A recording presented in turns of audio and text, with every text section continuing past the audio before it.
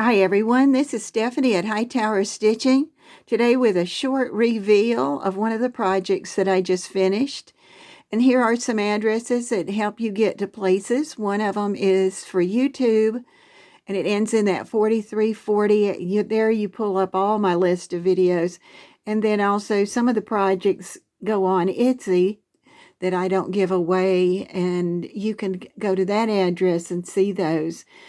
Today, I've got a fun video for you. It's so much fun when I finally finish something, so hang on. This was the project for video 231, and I want to quickly just go back and remind you about it. It had 12-inch blocks, and the quilt with the border is 72 by 72, and it's from the Quilt Maker, February of 2023, page 58. And it's only got the three colors, the black, the cream, and the red. And the 12 blocks remind you, as we look at the project, that this is the project. And this is the big centerpiece that you're going to see, and it's half black and half white. And then you've made a whole bunch. There was like 225 red and cream half triangle squares, and another 225 of the black and red ones that go on the other side. And that's it. So here's my reveal.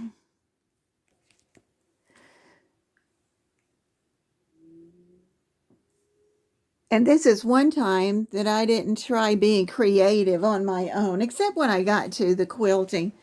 So let's go back and I'm going to show you, see if you can see the square now. Remember, if you center on the black and the white, the cream, that was the center of your block.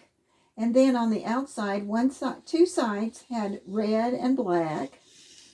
And then the other side had white and red. And that made your squares. Then when you got ready to put it together, you put it on the diagonal. The blocks were placed where the first row diagonally had one square. Then the next row had three squares. And it went on until you got to the big part. And I'll show you that just to remind you. And if you look at here, you can see how it's laid, that it goes diagonally. And then there were some larger squares that cut in half along the side, and then a smaller one just for the four corners that go up in there. And I was really pleased with the way it went together, but I didn't make one square and then stop because I already had enough red and black and white material. I said, I'm just going to go ahead and make these and then lay them out. And this is one of the few times that I've done it that way. And I was really pleased. But then when I got ready to quilt it, that she had used an overall pattern, that one of those that went from one side to the other and traveled back and forth. And I don't know, my thing is I like to see the pattern, so I went to thinking I've got big blocks with black and with white, and I'd like those to show up. So if you look closely, you'll see that what I did was I went in and I did boxes, grids, and I'll tell you that's part of the reason that my 2 weeks are missing, because I've been working on two things.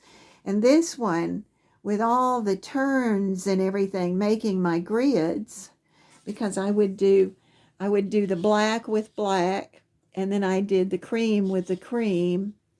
And right now I haven't put anything in these red pieces going down, and I haven't quite made up my mind about those.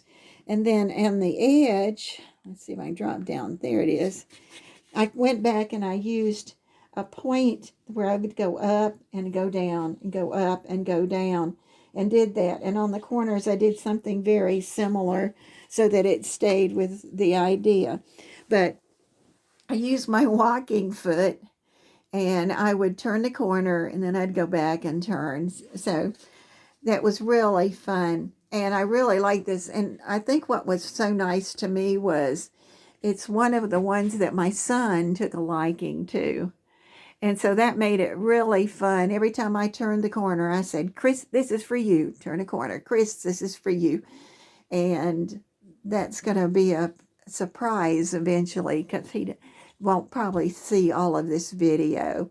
But this was really, it was a challenge, but it was so, went together because there was a lot of chain stitching you could do when you did the half triangle squares, and you just get on a roll and put them together and cut them apart.